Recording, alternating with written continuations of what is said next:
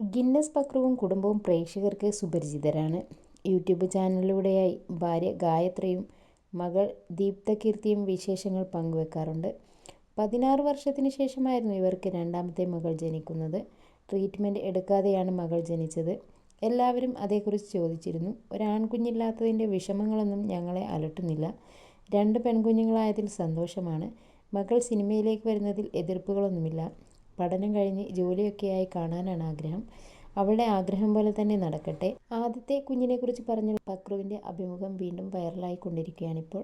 അമ്മയായിരുന്നു കുട്ടിക്കാലത്ത് എന്നെ സ്റ്റേജുകളിലൊക്കെ കൊണ്ടുപോരുന്നത്. എന്നെ ഒരു സർക്കാർ ജോലിക്കാരനായി കാണണമെന്നായിരുന്നു ആഗ്രഹിച്ചത്. ഞാൻ ഉദ്ദേശിച്ചതുപോലെ ഒരു ജോലിയായില്ല എന്ന് ഇപ്പോഴും അമ്മ പറയാറുണ്ട്.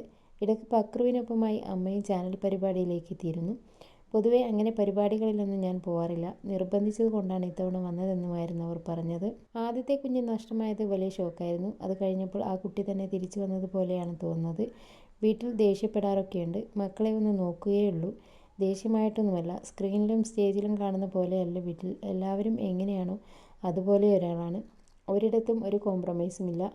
റെസ്പോൺസിബിൾ ഹസ്ബൻഡും ഫാദറുമാണ്. ഒരു കുടുംബം ഉത്തരവാദിത്തോടെ കൊണ്ടുപോകുന്ന ആളാണ്. A to Z കാര്യങ്ങളെല്ലാം ചെയ്യും. അവിടുന്ന് എന്തെങ്കിലും കുഴപ്പം വന്നാൽ പറഞ്ഞ് തിരുത്തി കൊടുക്കും. ഭയങ്കര ബഹളം വയ്ക്കലും പൊട്ടിത്തെറികളും അങ്ങനെ യാതൊന്നുമില്ല. കാര്യമായിട്ട് പറഞ്ഞു കൊടുക്കും. ഫാമിലിയിൽ ഇവരുടെ അടുത്ത ആൾക്കാർ വരെ കുത്തുവാക്കുകൾ പറഞ്ഞിട്ടുണ്ട്. അച്ഛനും അമ്മയും ഇങ്ങനെ ഒരു തീരുമാനമെടുത്തപ്പോൾ പറയാൻ പാടില്ലാതെ വേദനിപ്പിക്കുന്ന ഒരുപാട് അനുഭവങ്ങളിലൂടെ കടന്നു പോയിട്ടുണ്ട്. അവളുടെ വീടിന് തൊട്ടടുത്ത് താമസിക്കുന്നവർ വരെ വളരെ മോശമായി പറഞ്ഞിട്ടുണ്ട്. 16 ദിവസം തികക്കില്ലെന്ന് പറഞ്ഞവർ പോലുമുണ്ട്. കുറേ വർഷം കഴിഞ്ഞാണ് ഞാൻ ഇതറിയുന്നത്. ഞാൻ വേദനിച്ചാലോ എന്ന് കരുതി എന്നോടൊന്നും പറഞ്ഞിട്ടില്ലായിരുന്നു. ജീവിച്ച് കാണിച്ചു കൊടുക്കണമെന്ന വാശിയിലായിരുന്നു ഞാൻ.